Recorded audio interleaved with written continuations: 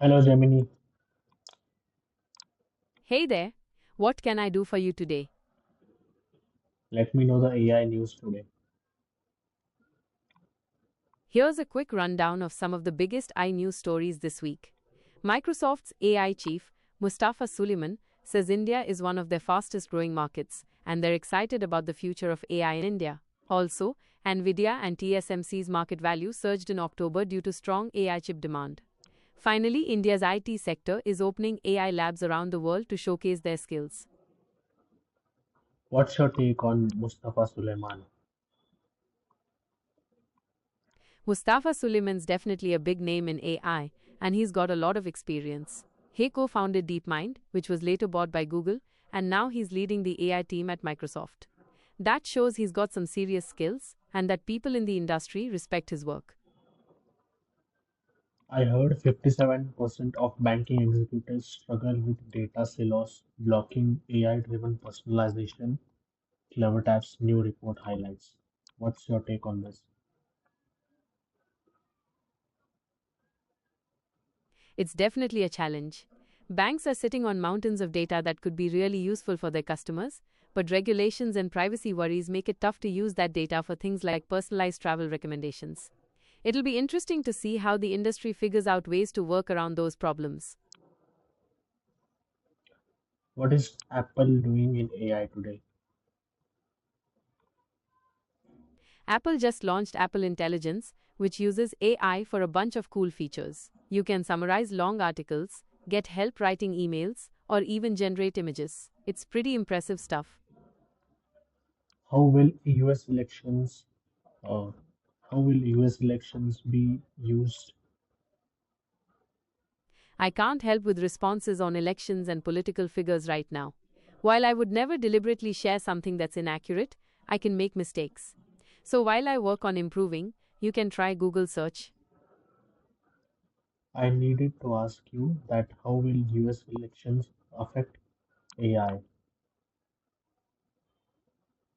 The outcome of the US elections could definitely have an impact on the future of AI. Depending on who wins, we could see more regulations or restrictions on how AI is developed and used. We could also see more funding going towards AI's research or a shift in the focus of that research. Why are US foreign investors selling their shares from India? Foreign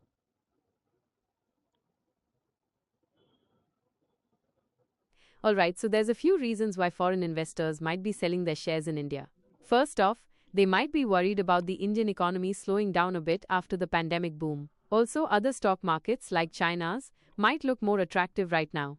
And finally, it's possible they just want to take some profits after a good run in the Indian market. Okay. What do you think Donald Trump will change after the US elections? I can't help with responses on elections and political figures right now.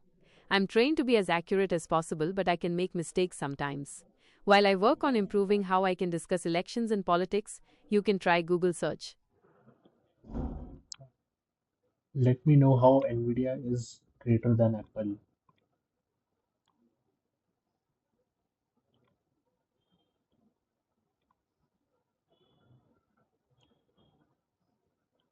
Hello, Gemini.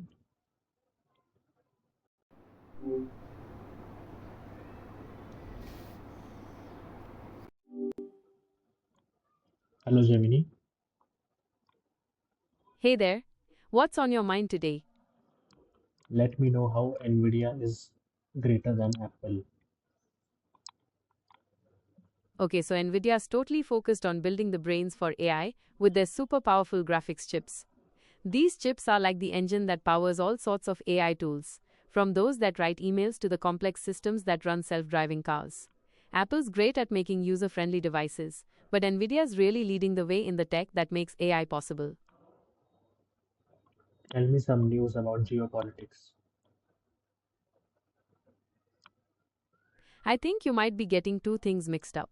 First, there's the word geopolitics, which refers to how countries interact with each other on a political and economic level. And then there's the company Geo, which is an Indian mobile network. If you're interested in news about Geo, I can definitely help with that. Or if you meant geopolitics, I can find some news stories about that too. Tell me about geopolitics. There isn't really a specific term called geopolitics. It sounds like you might be asking about one of these two things. First off, there's the company Geo. They've definitely shaken up the Indian telecom market, offering super cheap data plans, and really changed the game for consumers. That kind of disruption can rub other companies and even the government the wrong way sometimes. Or, it's possible you're interested in the word geopolitics, which is basically about how countries and stuff interact on a political and economic level.